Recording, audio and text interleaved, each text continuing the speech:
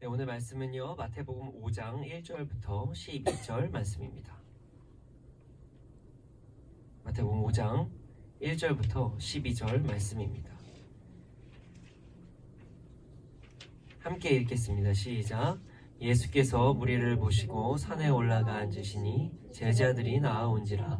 입을 열어 가르쳐 이르시되 심령이 가난한 자는 복이 있나니 천국이 그들의 것이며 애통하는 자는 복이 있나니 그들의 위로를 받을 것이며 온유한 자는 복이 있나니 그들이 땅을 기업으로 받을 것이며 의에 줄이고 목마른 자는 복이 있나니 그들이 배부를 것이며 긍휼히 여기는 자는 복이 있나니 그들이 긍휼히 여김을 받을 것이며 마음이 정결한 자는 복이 있나니 그들이 하나님을 볼 것이며 화평하게 하는 자는 복이 있나니 그들이 하나님의 아들이라 일컬음을 받을 것이며 의를 위하여 박해받는 자는 복이 있나니 천국이 그들의 것임이라. 나로 말미암아 너희를 욕하고 박해하고 거짓으로 너희를 거슬러 모든 악한 말을 할 때에는 너희에게 복이 있나니 기뻐하고 즐거워하라. 하늘에서 너희의 상이 큼이라. 너희 전에 있던 선지자들도 이같이 박해하였느니라. 아멘. 네, 오늘 말씀은 팔복에 대한 말씀입니다. 복 받는 거 누구나 다 좋아하는 말씀입니다. 저도 복 받는 거 참 좋아합니다. 복에 대해서 우리 한국 사람들 특히 많이 이야기를 합니다. 어떻게 이야기를 하냐면요, 새해 복 많이 받으세요 라고 이야기를 하지요. 그리고 또 봉투에 어떤 돈이나 어떤 그런 것을 나누거나 아니면 상품권이나 아니면 선물을 할 때 복이라고 써있는 그런 이제 어떠한 표지 아니면 뭐 상자 아니면 뭐라고 해야 되나요? 봉투를 사용하기도 합니다. 심지어 그 얼마 전에 제가 밥을 먹으러 갔는데 그 밥 뚜껑에 복 이렇게 써 있더라고요. 아, 대한민국 사람들 복 받는 거 진짜 좋아요. 저도 진짜 복 받는 거 좋아합니다. 복 받는 거 참 행복한 일이죠. 네, 좋은 일입니다. 아멘. 오늘은 복 중에서도요 가장 좋은 복, 그게 어떤 복이냐면요, 예수님께서 직접 말씀하신 복, 그 복에 대해서 함께 말씀을 나누기 원합니다. 오늘은요 어떤 역사적인 상황보다 바로 본문 해석을 들어가고자 합니다. 사실 원래 팔복에 대한 말씀은요 8가지의 그 하나님 예수 그리스도의 말씀을 끊어서 다 말씀드려야 되는데, 저희는 당일 믿음의 선택과 믿음의 선택의 본문과 함께 설교가 진행되기 때문에 오늘은 그 팔복을 전부 다 다룰 예정입니다. 그래서 각각의 복에 대해서 짧게 설명을 하고, 그리고 우리가 그 말씀을 통해서 알 수 있는 것들을 적용하고 나아가길 원합니다. 네, 1, 2절을 한번 읽어보겠습니다. 예수께서 무리를 보시고 산에 올라가 앉으시니 제자들이 나아온지라. 입을 열어 가르쳐 이르시되. 예수님께서는요 천국 복음에 대해서 두루 전파하셨습니다. 그리고요 이 전에 바로 말씀을 보면요 그 백성 중에서 모든 병과 모든 약한 것들을 고치셨어요.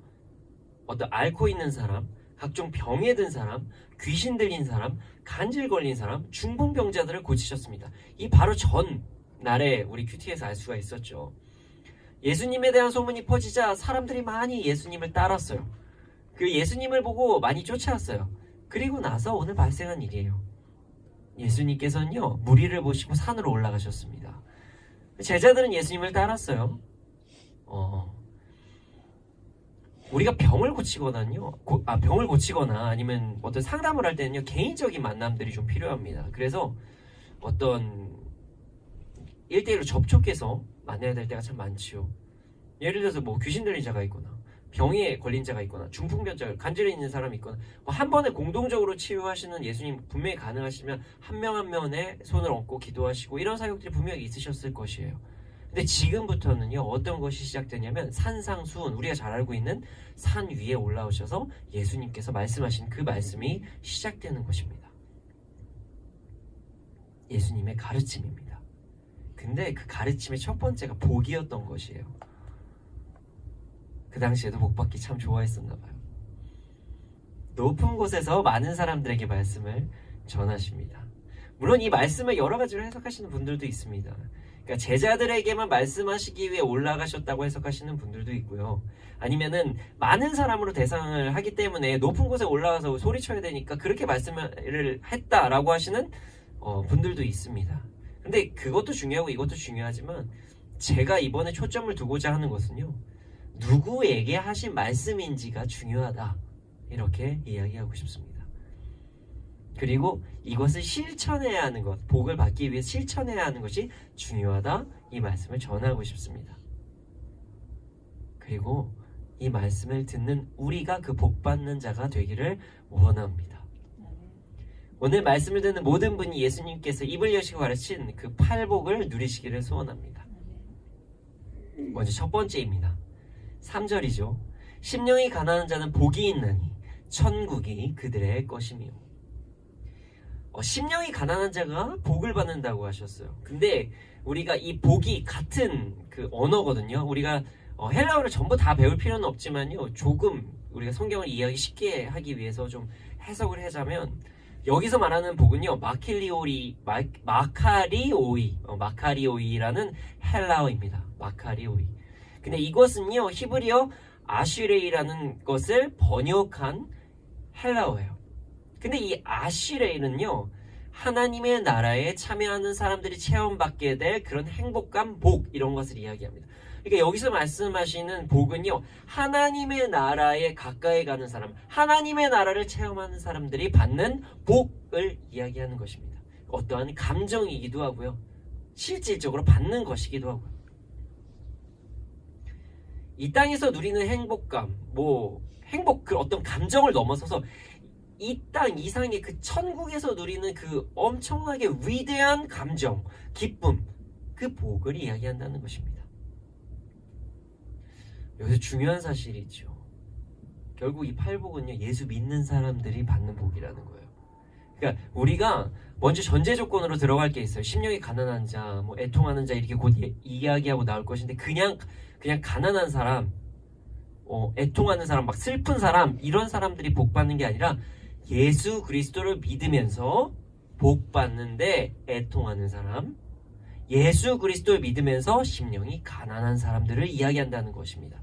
그냥 아무 가난한 사람들이 복 받는 그런 것이 아니라는 거예요. 그거를 먼저 알고 나아가야 합니다.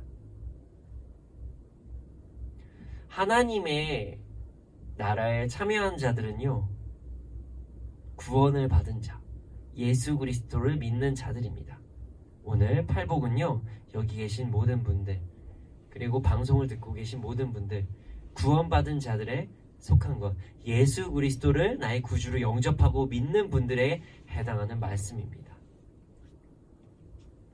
3절을 보면요, 심령이 가난한 자는 천국이 그들의 것이다 라고 말씀하십니다. 여기서 가난이라고 하는 것은요, 가진 것이 없는, 그리고 부족한, 우리가 알고 있는 그 가난을 이야기합니다. 그런데 심령이 가난한 것이에요. 이게 무슨 말이냐면요, 물질적인 가난과 똑같은 가난이긴 하지만 심령이 가난해요. 부자도 천국에 못 가는 거 아니에요. 부자도 천국에 가요. 여기에서 정말 돈이 많이 있으신 분들도 천국에 갑니다. 예수 믿으면 천국 가는 거죠. 근데 심령이 가난한 것, 그것을 무엇을 이야기하냐면 예수 그리스도 이외에 나의 그 갈급함을 채울 수가 없는 사람들, 나의 그 공허함과 나의 그 허전함과 나의 그 답답함이 예수 그리스도, 그 주님 이외에는 채울 수 없는 사람들이 복이 있다는 거예요. 근데 그 복은요, 천국이 그들의 것이라는 것입니다. 주님이 아니면 아무것도 채울 수 없는 자, 주님이 없으면 항상 갈급한 자, 그들은 천국을 소유하게 됩니다. 하나님만 온전히 바라고 기대하고 다른 것과 바꾸지 않는 자는, 하나님을 그 세상 무엇과도 바꾸지 않는 자, 내 안에 예수 그리스도를 그 무엇과도 바꾸지 않는 자는 천국을 소유하게 된다는 것을 의미합니다. 4절을 보겠습니다. 애통하는 자는 복이 있나니 그들이 위로를 받을 것이며. 자, 애통은요, 마음이 상한 자를 이야기합니다. 애통은요, 제가 이제 그 포털 사이트에다 찾아봤어요. 국어사전을 사용해서요. 슬퍼하고 가슴 아파하는 것, 이게 애통이라고 하더라고요. 근데 맞습니다. 여기서 말하는 애통도 그것이에요. 근데 우리가 전제 조건이 있었죠? 복은 예수 그리스도 안에서죠. 하나님의 나라에 참여하는 자들의 복입니다. 그러니까 이 애통은요, 단순한 진짜 내가 받아야 되는 거 못 받았어. 진짜 짜증나. 이 애통이 아니라 나 진짜 억울해. 이 애통이 아니라 진짜 이 사람 어떻게 나한테 이렇게 대할 수 있지? 이런 애통이 아니라 그것을 넘어선 하나님의 나라를 집중하는 자들이 하나님의 나라가 이 땅에 도래하지 못한 것, 내 마음이 하나님의 나라에 집중하지 못한 것, 내 마음에 하나님의 정의가 임하지 못한 것에 대해서 애통하는 사람들을 이야기합니다. 물론 그것도 있어요. 김유자 모사라라는 말씀이 있죠. 우리 하나님은요, 가장 위대한 치유자이시고요, 우리 하나님은요, 가장 위대한 상담자입니다. 요즘 상담이 되게 많이 중요하다고도 이야기를 해요. 왜냐하면 마음에 병이 있으신 분들이 너무 많거든요. 애통하는 자, 물론 그 억울함이 있어요. 근데 그냥 단순한 억울함을 하나님께서 안 풀어주셔 이런 것도 아니에요. 하나님께 우리의 마음과 심정을 구하면요, 하나님께서 우리 마음 위로하십니다. 진짜 억울하고 답답하고 속상하고 그랬을 때 하나님께 나아가면 하나님께서 우리의 마음을 풀어주십니다.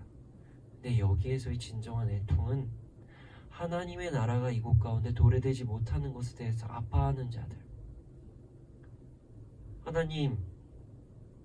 하나님의 정의가 이 땅에 임해야 되는데, 하나님의 의가 이 땅에 임해야 되는데, 하나님의 의가 내 마음에 임해야 되는데, 하나님의 사랑이 내 마음에 임해야 되는데 그것이 내가 없습니다. 내 안에 세상의 꽃이 가득합니다. 주님 어찌합니까? 하는 자들이 위로를 받는다는 것입니다. 물론 세상의 꽃에서 가슴 아파하는 것도 위로를 받습니다. 오해하지 마십시오. 그러나 여기서 말씀하시는 건요, 하나님의 나라가 도래되지 못하는 것에 가슴 아파하는 것을 이야기합니다. 우리 안에서 하나님의 나라를 묵상하는 시간을 갖기를 바랍니다. 주님의 뜻이 내 안에서 이루어지는 것을 얼마나 생각하는지 우리 한번 생각해 봤으면 좋겠습니다. 그리고 그것이 나타나지 않는 것에 정말 답답해하는 자들이 정말 큰 위로를 받고요, 하나님을 더욱더 알게 될 것입니다. 5절입니다. 세 번째죠. 온유한 자는 복이 있나니 그들이 땅을 기업으로 받을 것이요. 온유한 자는요, 성격이 온화하고 부드러운 것을 이야기합니다. 언제나 마음이 온화하고 부드러운 모습을 보이는 자를 이야기하기도 합니다. 하나님의 나라를 위해서 열심히 일을 하다 보면 답답할 때가 있어요. 아니면 내 삶에서 좀 속상할 때도 있어요. 개인적으로도 그냥 우리의 삶에서 속상할 때도 있죠. 근데 그 안에서도, 그 억울함에서도, 어떠한 상황에서도 온유함을 가지는 자들은요, 그들이 땅을 기업으로 얻는다고 말씀하시는 겁니다. 하나님의 나라를 위해 어떤 억압과 폭력과 억울함과 시험을 당해도 항상 온화한 자는 하나님의 땅, 그 기업을 받을 것입니다. 여기서 땅이 하늘의 땅이다, 이 땅의 땅이다, 이렇게 많은 얘기들을 하기도 합니다. 이 땅에서도 받을 수 있고요, 저 땅에서도 받을 수 있습니다. 근데 확실한 건 받습니다. 하나님께 우리의 땅의 기업을 받습니다. 여기서 받으면 좋죠. 누리고 사는 거 저도 좋아합니다. 저 무조건 가난하십시오, 청민하십시오 이렇게 주장하는 사람 아닙니다. 저도 복 많이 받고 누리고 사는 걸 원합니다. 그런데 그게 이 땅에서가 아닐 수도 있다는 것이에요. 어쨌든 우리는 그 땅을 기업으로 받는다는 것은 확실하다는 것입니다. 근데 되게 아이러니한 건요, 그 온유한 사람은 이 땅에서 그 기업을 이미 받은 사람이기도 합니다. 왜냐하면 여러분들, 어떠한 상황에서도 평정심을 유지하고 온유한 것을 지키는 것은 정말 어렵습니다. 우리가 하나님의 그 천국에 대한 상금을 바라고 연습을 정말 많이 해야 돼요. 근데 우리가 딱 온유해지면요, 천국에서 누리는 그 축복을 이 땅에서 누리는 그런 상태가 됩니다. 이게 무슨 이야기냐면요, 어떠한 상황에서도 온유하고 어떠한 상황에서도 평안한 상태가 이러면 이미 천국이 내 안에 임한 거잖아요. 그 땅이 내 안에 임한 거잖아요. 그러니까 온유함은요, 이미 이 땅에서도 그 천국의 땅을 받은 것이나 마찬가지라는 것입니다. 주 안에서 온유한 삶은요, 이 땅에서 천국의 땅을 누리는 것과 같은 삶을 누리게 된다는 것을 기억하시길 소원합니다. 저도 그래서 정말 온유함을 사모합니다. 제가 불같을 때가 참 많은데 정말 욱한다고 얘기하잖아요. 제 안에서도 그런 부분이 아직 남아있음에 참 가슴이 아픕니다. 저도 온유하길 원하고요. 우리 모두가 주 안에서 온유하기를 원합니다. 자, 6절입니다. 의에 줄이고 목마른 자는 복이 있나니 그들이 배부를 것이며. 하나님의 의에 줄인다는 것입니다. 그리고 그 하나님의 의에 목이 마른 자는요, 배가 부를 것이라고 이야기합니다. 하나님께서는요, 우리에게 일용할 양식을 채워주신다고 말씀해 주셨어요. 예수님께서 가르쳐 주신 기도, 그 주기도문이라고 하죠. 그것을 보면요, 이런 구절이 나와요. 우리에게 일용할 양식을 주옵시고. 근데 이게 진짜 중요한 게요, 하나님의 뜻을 구한 첫 번째 우리의 것을 구하는 것으로 나옵니다. 일용할 양식을 우리에게 달라고 하는 그 기도가요, 하나님의 뜻이 이 땅에 이루어질 것을 믿습니다. 그리고 바로 나오는 게 우리에게 일용할 양식을 줄이고 그 다음에 용서가 나오고 그러는 거예요. 그만큼요, 우리에게 먹는 것, 배부른 것, 양식 이런 거 되게 중요하다는 것입니다. 배부름 매우 중요합니다. 배가 고프면요, 우리의 삶은 되게 피폐해집니다. 그래서 우리가 금식 기도를 하기 시작하면요, 정말 시험거리들이 많이 와요. 저도 많은 금식을 오랫동안 할 때 진짜 와, 사람이 이렇게 연약하구나 이렇게 생각할 때가 참 많습니다. 그리고 그러니까 우리가 금식 기도를 하는 게 목숨 걸고 하는 기도라고도 이야기하는 것입니다. 너무 배가 고프면요, 우리는 이성을 잃는 순간이 찾아오기도 합니다. 성경 구절에도 나와 있어요. 사울이 자신의 군사들에게 금식을 선포하고 나서 나중에 어떤 일이 발생됐냐면요, 군사들이 나중에는 너무 배고픔에 지쳐서 고기를 피채 먹는 그런 이성을 잃는 태도를 보이기도 합니다. 육신의 배가 채워지는 것은요, 매우 중요합니다. 요즘 먹방에 대해서 많이 이야기를 하죠. 그리고 맛집 이야기 많이 합니다. 맛집 진짜 많이 이야기를 합니다. 먹는 건 매우 중요하죠. 그런데요, 여기에서 이야기하는 것은 의에 줄이고 목마른 자가 받는 복을 이야기합니다.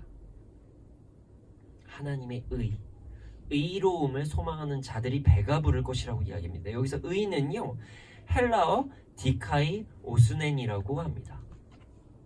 디카이 오수넨. 그러니까 이것은요, 하나님의 정의를 이야기합니다. 하나님의 정의를 소망하는 사람들, 하나님의 정의를 소망하는 사람들. 이것은 무엇이냐면요, 하나님의 뜻이 이루어지는 것에 대한 목마름이 있으면 우리의 육신도 참을 수가 있고요, 하나님의 의로우심에 목마른 자들은요, 하나님께서 우리의 필요도 채워주신다는 것을 의미합니다. 하나님께서 우리의 육신의 것을 모두 버리게 하시고 육신이 중요하지 않다, 그냥 넌 영만 중요해, 이렇게 말씀하시는 분이 아니에요. 하나님께서 분명 우리의 모든 것을 채워주십니다. 주기도문이 그것을 증명합니다. 그러나 하나님의 뜻, 하나님의 정의에 집중을 하게 되면요, 우리는요, 그 목마름과 배고픔이 다 채워진다는 것이에요. 하나님의 뜻과요, 하나님의 정의에 집중을 하게 되면요, 자연스럽게 우리는 세상에 입는 것, 세상에 먹는 것, 이런 것들에 집중을 점점 내려놓게 됩니다. 그리고 하나님께서 채워주시기도 합니다.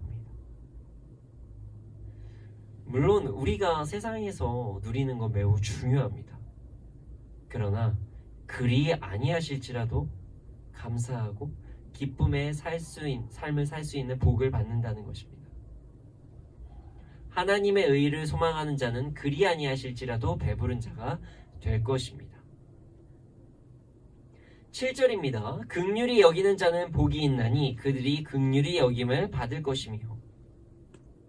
앞에서 네 가지의 복에 대해서 나누었습니다. 그리고 이제 다섯 번째 복은요, 좀 이전과는 다른 복이에요. 그러니까 네 가지의 복, 앞에서의 네 가지의 복은 자신의 마음이 어떻게 하나님께 나아가야 되는지에 대한 것이 집중되어 있다고 보면요, 이번에 다섯 번째 복은요, 긍휼히 여기는 자라는 거예요. 이게 무슨 말이냐면요, 타인을 내가 어떻게 바라보냐 이 얘기를 하는 거예요. 이제 나에 집중하는 게 아니라 다른 사람에 집중을 하기 시작합니다. 타인 혹은 우리가 살고 있는 세상을 이야기합니다. 7절의 말씀은요, 이 다섯 번째 복은 긍휼, 그러니까 세상을 어떻게 바라보는지에 대해서 이야기하는 것입니다. 긍휼로 세상을 바라보는 자는요, 하나님께 긍휼함을 받을 것입니다. 하나님을 바라보고 하나님의 의를 소망할수록, 하나님의 마음을 가지고 살아갈수록 우리에게 되게 아이러니한 일들이 발생할 때가 있어요. 나는 분명히 1절부터 4절처럼 나 하나님의 의를 구하고 목마르고 이렇게 살아갔는데 어느 순간 보면 되게 아이러니한 마음이 생긴다는 거예요. 그게 뭐냐면 정죄입니다. 그래서 하나님께서 말씀하신 거예요. 하나님의 의를 구하고 그 뜻을 구하면서 애통하고 그리고 온유하려고 하고 의에 줄이는 모든 것들은요, 하나님을 바라보는 삶이에요. 근데 이렇게 하나님을 바라보는 삶을 살다 보면요, 내 안에 어떤 옳고 그름들이 명백해질 때가 있습니다. 왜냐하면 하나님께서 하나님의 의를 구하니까 당연히 이 분별을 할 수 있는 지혜를 함께 주십니다. 그러면 그럴 때 우리는 참 조심해야 될 때가 있습니다. 영적 분별력과 우리의 죄성이 함께 만나면 가슴 아프게도 타인을 정죄하거나 타인을 비판하는 그런 우리의 모습들이 나타날 수 있기 때문입니다.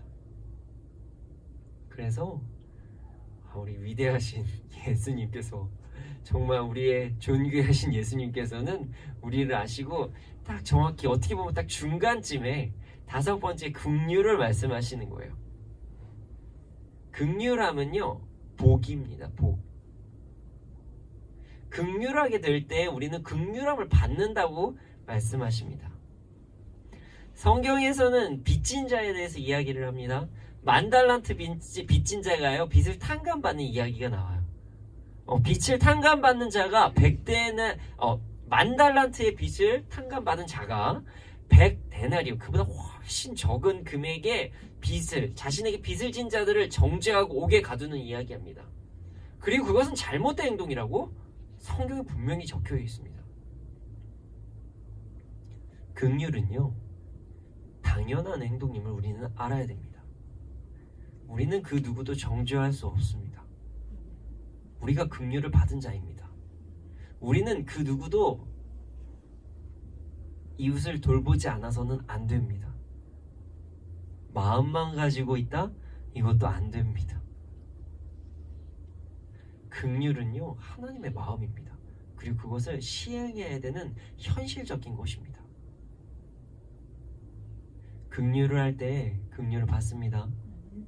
우리가 마음의 정죄가 아닌, 비판이 아닌, 그리고 또한 우리가 이웃에 대해서 모른 척하는 것이 아닌, 말만으로 돕는 것이 아닌 진정한 긍휼. 정죄하지 않는 마음과 비판하지 않는 마음과 그리고 이웃을 실질적으로 돕는 그 긍휼이 우리 안에 일어나기를 소원합니다. 8절입니다. 마음이 청결한 자는 복이 있나니 그들이 하나님을 볼 것이며. 마음이 청결한 자는요, 마음이 아주 깨끗함을 이야기합니다. 마음의 중심이 깨끗하고요, 동기가 매우 깨끗하다는 것을 이야기합니다. 70인역, 성경의 70인역에서는 이렇게도 번역을 했다고 얘기해요. 여호와의 산에 올라 그 거룩한 곳에 설자 라고도 번역을 했다고도 합니다.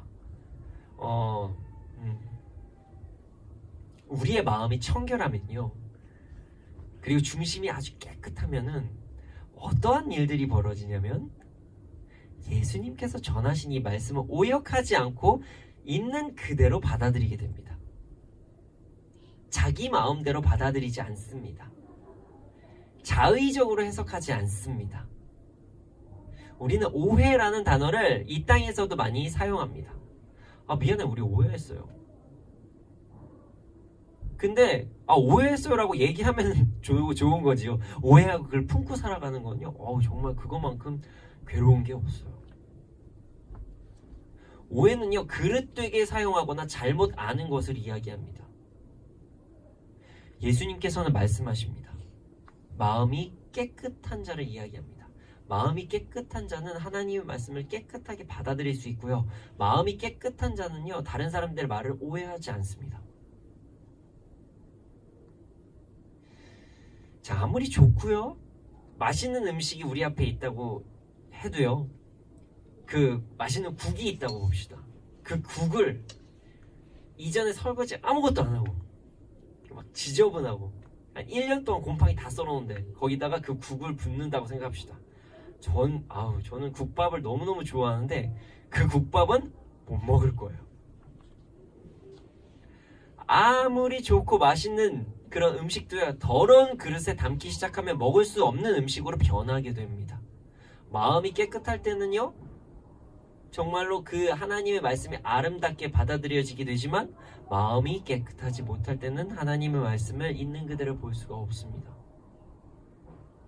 하나님의 말씀을 오역하지 않고 있는 그대로 바라보면요, 하나님을 바라보게 됩니다. 하나님을 볼 수가 있습니다. 하나님의 뜻대로 살아갈 수가 있습니다. 마음의 동기가 깨끗하지 못할 때는요, 우리는 집중하지 못하는 삶을 살기도 합니다.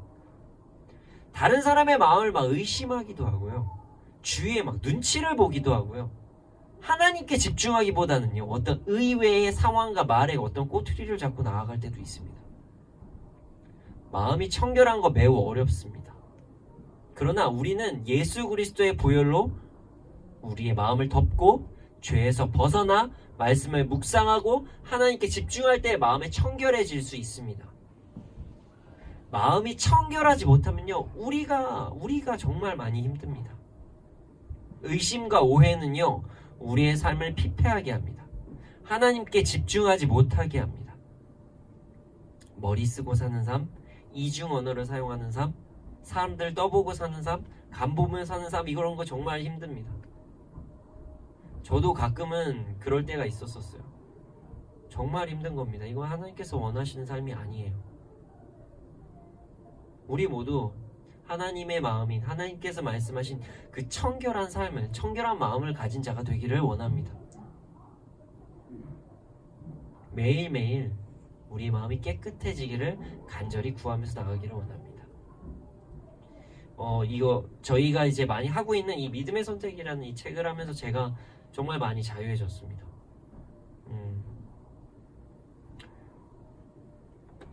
청결하지 못할 때 하나님을 바라보고 나아가면 우리의 마음이 청결해질 수가 있습니다. 9절입니다. 화평하게 하는 자는 복이 있나니 그들이 하나님의 아들이라 일컬음을 받을 것이며. 화평하게 하는 자는 복이 있고 하나님의 아들이라 일컬음을 받을 것입니다. 근데 이것은요, 예수님께서 그 당시에 있었던 정치적인 상황을 보시고 말씀하신 것이에요. 당시에 예수님을 쫓아다니던 자들 중에서요, 열심당원들이 있었어요. 열심당원들은 어떤 사람이냐면요, 이제 더 이상 그 메시아에 대한 부분에 기다림이 지치고 이제 다른 여러 나라들의 식민 그 통치에 있는 것이 너무나 지쳐서 이제는 무력으로 하나님의 나라를 이루자라고 했었던 사람이 열심당원들입니다. 화평은요, 화목하고 평안한 상태를 이야기합니다. 어떤 인위적인 폭력과 그런 사태를 이야기하는 것이 아닙니다. 주 안에서의 화평은요, 나의 열심으로 어떤 일을 일으키고 노력하는 것이 아니라 하나님의 때를 기다리고 모든 사람과 화평을 이루라는 말씀입니다. 물론 주 안에서의 화평입니다. 죄와 평화라는 것이 아니에요. 우리는 죄와 씨름해야 되고요, 죄는요, 피 흘리기까지 싸워야 됩니다. 그리고 그러한 자는요, 하나님의 아들이라는 칭함을 받습니다. 죄와는 씨름하고요, 다른 그 무엇과는 화평을 이루라는 것입니다. 주 안에서 화평을 누리라는 것이에요. 그러면 그 사람들이 받게 되는 복은요, 예수 그리스도를 본받는 자, 그 하나님의 아들이라는 칭함을 받는다는 거예요. 삶을 살다 보면 참 마음이 어려워질 때가 있습니다. 그리고 그래서 나 진짜 라고 얘기를 하면서 자신의 힘으로 무언가를 행사하고 싶을 때가 있어요. 주의 일을 할 때에요, 최선을 다하라는 것은 당연한 일이에요. 노력을 하지 말라는 게 아니라요, 열심히 사셔야 됩니다. 그러나 불법과 폭력은 아니라는 것입니다. 인위적인 방법, 내 마음대로 나의 자의적으로 법을 지키지 않고 하나님의 말씀을 지키지 않고 그냥 의도적으로 그냥 자기가 인위적으로 나가는 것은 잘못됐다는 것이에요. 하나님의 말씀에 순종한다고 말은 하면서 자신이 억울함을 당하거나 조금이라도 이상한 일이 생기면은 다른 사람의 비판, 판단, 정죄하거나 믿지 않는 사람과 같이 폭력과 폭언을 행하는 것은 이것은 잘못된 행동입니다. 우리는요, 언제나 주 안에서 화평을 이루어야 돼요. 그래서 하나님의 아들 예수 그리스도를 본받는 자가 되기를, 그런 칭호를 얻으시기를 소원합니다. 10절입니다. 의를 위하여 박해를 받는 자는 복이 있나니 천국이 그들의 것입니다. 여기서 하나님의 의를 위하여 박해받는 자들은 천국을 얻는다고 이야기를 하는 것입니다. 그 3절에서도 나옵니다. 심령이 가난한 자는 복을 받습니다. 천국이 그들의 것입니다. 이들 또한 천국이 그들의 것입니다. 이 모든 자들이, 이 팔복에 있는 모든 내용들이 다 천국이 그들의 것임임을 이야기하는 것입니다. 하나님을 향한 신뢰와 헌신을 위해 박해받는 자는요, 결국 천국을 얻습니다. 이 당시에 기독교 공동체는요, 동적인 유대인들에게 엄청나게 많은 핍박과 박해를 받았어요. 박해받는 모습은요, 우리가 사도 바울을 통해서도 알 수가 있는데요. 사도 바울의 그 비포 애프터를 보면 알 수가 있어요. 사도 바울은요, 바울이 되기 전에 사울이었죠. 근데 사울이었을 때 사회적으로 어느 정도의 높은 위치를 얻었었던 것 같아요. 로마인이고요. 바리새파 중에서도 바리새파여서요, 사회적으로 높은 지위를 얻고 박식한 사람이라고 칭함을 받았습니다.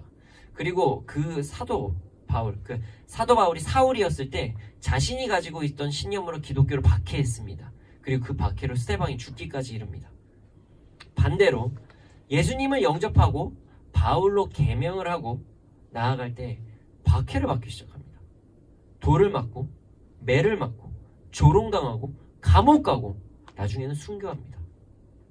예수님을 믿고 안 믿고에 따라서 이 사람이 존귀함을 받기도 하고, 그리고 예수님을 믿음으로써 세상에서 버림을 받기도 하는, 예수 안 믿을 때는 어떻게 보면 되게 존귀함 받았던 사람인데 예수 믿자마자 그렇게 사람들한테 버림당하고 사람한테 욕먹고 돌로 쳐당하고 그런 일이 발생한 일이 비일비재했다는 것입니다. 기독교 공동체, 기독교인이 되면 박해를 받았습니다. 그러나 이러한 박해를 받음에도 불구하고 주를 의지하고 하나님을 따르는 자는 천국이 그들의 것이라는 것입니다. 박해를 받을 때 그 사람의 온전한 믿음이 사실 드러납니다. 삶이 평안할 때는요, 평범할 때는요, 그냥 안정적일 때는요, 누구나 다 똑같은 것 같아요. 얘 다 잘 믿는 것 같아요. 그런데 어느 순간 박해가 딱 일어나요. 고난이 딱 일어나요. 그러면은 본인의 신앙이 드러납니다. 박해를 받고 고난을 당하고 예수 그리스도를 믿음으로 인해서 핍박을 받고 예수님을 본받아서 사는 것 때문에 핍박을 받는 사람들은 그때도 신앙을 지킬 때에 진짜 그것이 믿음입니다. 우리는요, 믿음으로 구원을 받습니다. 그리고 그 믿음의 행동으로 알 수가 있어요. 그래서 우리는 가끔 헷갈릴 때가 있어요. 우리의 죄성으로 인해서 믿음과 우리의 삶이 다를 때가 있지요. 그러나 우리는 회개하고 주께 돌아오면 됩니다. 박해로 인해서 삶의 어려움이 찾아왔을 때 잠시 흔들릴 수는 있습니다. 우리 모두 죄인이기 때문입니다. 그러나 그 상황 속에서 자신의 연약함을 인정하고요, 하나님의 의를 온전히 따르는 믿음이 진정한 믿음입니다. 근데 이럴 때가 있습니다. 난 연약해, 난 못해, 난 불가능해 하면서 예수님을 마지막까지 따르는 삶을 하지 않는 사람들은요, 온전하게 예수님을 믿는 사람은 아닙니다. 이게 구원이다 아니다 이런 얘기는 아니에요. 하지만 그 사람의 믿음이 아직까지 부족하다는 것이 여기서 증명이 된다는 것입니다. 나는 못해라고 인정하는 것은 좋습니다. 그러나 그 안에 하나님께서 하실 것을 기대하십시오. 넘어지면 다시 일어나면 됩니다. 또 넘어지면 다시 일어나면 됩니다. 저도 넘어질 때 있고요. 여기 계신 모든 분들도 넘어질 때가 있지 않습니까? 그러나 내가 아니라 우리 구주 예수 그리스도를 의지하고 회개하고 다시 나아가야만 합니다. 넘어지는 게 문제가 아니라요. 넘어지고 나서 일어나려고 하는 의지가 없는 게 문제라는 것이에요. 회개는요, 반성만 하는 게 아니라요, 개선하는 것까지가 회개입니다. 연약함 속에서 끝까지 죄와 싸우고 세상의 빛과 소금이 되는 삶을 사시는 진정한 믿음을 갖는 우리가 되기를 소원합니다. 그런 자들은 천국을 소유할 수가 있습니다. 저 천국을 소유하기도 하고요, 우리 마음에 천국이 임하기도 한다는 것입니다. 11절 12절입니다. 나로 말미암아 너희를 욕하고 박해하고 거짓으로 너희를 거슬러 모든 악한 말을 할 때에는 너희에게 복이 있느니 기뻐하고 즐거워하라. 하늘에서 너희 상이 큼이라. 너희 전에 있던 선지자들도 이같이 박해하였느니라. 이 모든 것으로 인해서 하나님의 의를 위해서 예수 그리스도로 인해서 박해를 받고 세상에서 어려움에 처한 사람들은요, 결국 8가지 복을 다 받는다고 말씀하시는 것이에요. 주 안에서 심령이 가난하고 애통하고 온유하고 의에 줄이고 목마르고 긍휼히 여기고 마음이 청결하고 화평하고 의를 위해 박해를 받는 모든 자들은요, 복을 받는다는 것이에요. 그런데 이거 무지 어렵죠. 무지 어려워요. 그러나 그것을 행할 때 우리는 정말 복을 누릴 수가 있다는 것입니다. 그리고 주 안에서 평안을 누리는 법, 이 땅에서 천국을 누리고요, 천국에서는요 우리에게 의의 면류관이 기다리고 있을 것입니다. 오늘 말씀을 통해서 우리는 팔복에 대해서 알게 되었어요. 팔복을 누리는 것이 우리의 삶에 가득하기를 소원합니다. 근데 이것을요 크게 3가지로 나눠서 보면 우리의 삶에 적용하기가 좀 더 쉬워요. 딱 나눠서 보면은 좀 8가지를 해서 하기가 좀 어려울 수도 있죠. 물론 세부적으로 보면 좋긴 하지만 우리는 크게 3가지로 나눠서 이것을 기억하면 우리가 팔복을 누리는 삶을 살 수가 있습니다. 첫 번째는요, 우리의 삶에서 온전히 하나님을 의지하는 것입니다. 자, 심령이 가난한 자, 애통하는 자, 의에 줄이고 목마른 자, 마음이 청결한 자, 의를 위해 박해를 받는 자는요, 하나님을 온전히 의지하는 자들입니다. 자, 심령이 가난한 자는요, 하나님만 의지하기 때문에 세상의 그 무엇도 내 마음에 채워지지가 못한다는 것이에요. 자, 애통하는 자는요, 하나님의 의가 이루어지지 못함에 애통한다고 했죠. 그것은요, 자신의 마음을 다른 것으로 해결하는 것이 아니라 하나님께 의지하는 자라는 것이에요. 그리고 의에 줄이고 목마른 자는요, 하나님의 의에 줄이고 그것에 목마른 자니 당연히 하나님을 온전히 의지하는 자죠. 그리고 마음이 청결한 자는요, 하나님을 바라보는 것 이외에 두 마음을 품지 않는 자예요. 그리고 그것을 삶을 실천하는 자입니다. 그러니까 당연히 이 또한 하나님을 온전히 의지하는 자라고 할 수가 있어요. 마지막으로 의를 위해서 박해받는 자는요, 하나님의 의를 위해서 박해받는 것이니 당연히 하나님만 온전히 의지해야 이게 가능하다는 것이에요. 어떠한 상황 속에서도 자신의 개인적인 생각으로 오해하지 않고 항상 마음에 청결하기를 힘쓰며 하나님을 의지하고 하나님을 바라는 자는요, 팔복에서 이미 5가지를 이루는 삶을 사는 것이에요. 근데 이 모든 것은요, 하나님을 온전히 의지하면은 이 5가지 복이 당연스럽게 우리에게 온다는 것이에요. 힘들 때도 하나님 의지하고, 어려울 때도 하나님 의지하고, 기쁠 때도 하나님 의지하고, 내 안에서 어떠한 생각이 들 때도 하나님을 의지하고, 내 안에 두려움이 찾아올 때도 하나님을 의지하고, 내 마음이 깨끗하지 못하고 더러움이 찾아올 때도 하나님을 의지하는 삶이 이미 그런 삶을 살 때 5가지의 복을 얻을 수 있는 삶이라는 것입니다. 그래서 하나님을 온전하게 의지함으로 주께서 주시는 복, 천국을 얻고 위로를 받고 언제나 배부르고 언제나 하나님을 바라보는 삶을 살기를 소원합니다. 두 번째는요, 하나님의 때를 기다리고 인내하는 삶입니다. 하나님의 때를 기다리고 인내하는 사람들은요, 복을 받습니다. 네, 이는 온유와 화평입니다. 온유함과 화평은요, 인내가 없이는 정말 불가능합니다. 우리 많은 사람들이 욱 하고 이야기를 한다고 그러잖아요. 그 순간의 감정을 참지 못하니까 욱 하는 거예요. 온유하고 하나님의 때를 기다리고 인내하면요, 이것들이 자연스럽게 할 수 있다는 것입니다. 아, 우리 하나님 선하셔. 그러니까 하나님께서 알아서 하실 거야. 내가 어떤 걸 하려고 하지 말자. 내 감정을 하나님께 온전하게 맡겨드리자. 그리고 참자. 억울한 상황에 처하고요, 고통이 다가올 때 마음 지키는 거 진짜 어렵습니다. 온유함과 화평은요, 인내를 필요로 합니다.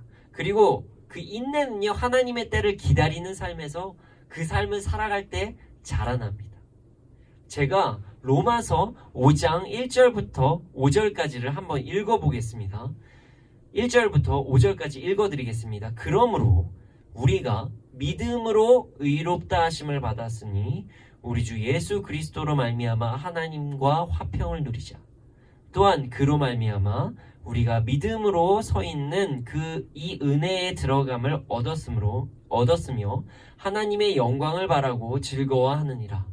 다만 이뿐 아니라 우리가 환난 중에도 즐거워하나니 이는 환난은 인내를, 인내는 연단을, 연단은 소망을 이루는 줄 알미로다.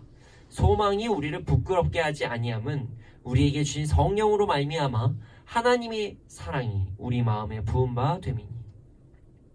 아멘. 예수 그리스도를 믿음으로 우리는요, 하나님과 화평하게 됐어요. 그리고 하나님의 영광을 바라고 즐거워하는 삶을 살게 되었습니다. 그러나 근데 그렇게 우리가 됐음에도 불구하고 우리의 삶에서 항상 화평과 온유라는 것을 유지하는 건 정말 어려워요. 근데 우리가 그 화평과 온유함을 가질 수 있는 방법은요, 하나님의 때를 기다리고요, 소망을 가지고 인내를 하는 그런 삶을 살아갈 때 화평과 온유함을 얻을 수가 있습니다. 온유한 자는 땅을 기업을 받게 될 것입니다. 그리고 화평하게 하는 자는요, 하나님의 아들이라 칭함을 받을 것입니다. 이 모든 것은 인내로 가능합니다. 그리고 그 인내는요, 천국에 대한 소망이 있을 때 가능해요. 아무것도 없는데 어떻게 우리가 참을 수가 있습니까?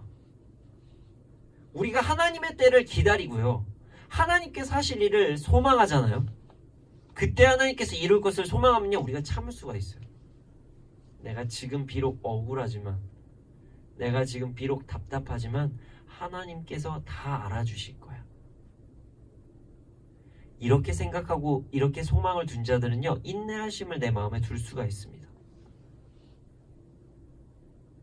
우리 안에서 하나님의 때를 기다리고 인내함으로 온유함과 화평케 하는 자가 되는 우리가 되기를 소원합니다.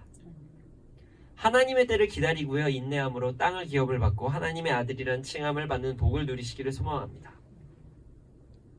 마지막 세 번째는요, 이웃을 사랑하는 것입니다. 하나님을 온전히 의지하고요, 인내함으로 하나님의 때를 기다리고요, 마지막으로 이웃을 사랑하는 삶을 살아갈 때 우리는 팔복을 누릴 수가 있습니다. 긍휼히 여김은 이웃을 사랑하는 것을 의미합니다. 긍휼을 하기 위해서는 어떤 대상이 필요하지요. 그것이 세상입니다. 우리가 세상을 긍휼히 여겨야 된다는 것은요, 어떻게 보면 요한복음 3장 16절을 보면서도 유추할 수가 있어요. 제가 읽어드리겠습니다. 하나님이 세상을 이처럼 사랑하사 독생자를 주셨으니 이는 그를 믿는 자마다 멸망치 않고 영생을 얻게 하려 하심이라.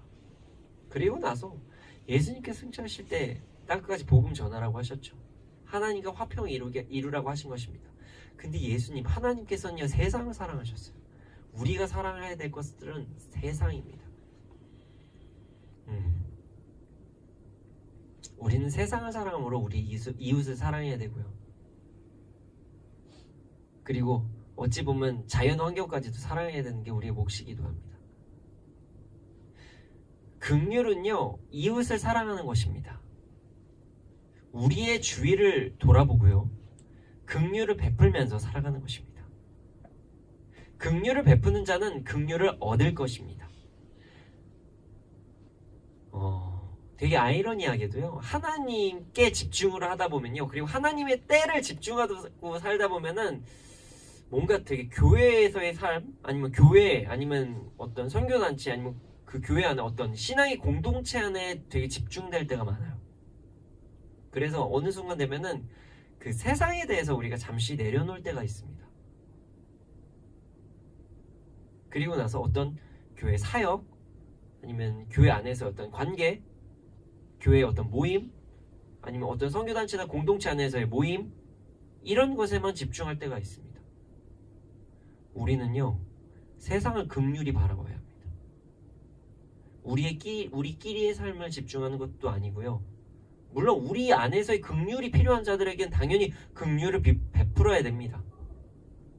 근데 그것 이외에도요, 우리 주위에 긍휼이 필요한 자들을 우리가 긍휼히 여기는 삶을 살기를 소원합니다.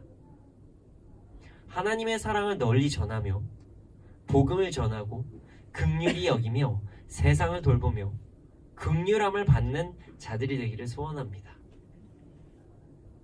네, 오늘 팔복에 대해서 나누었습니다.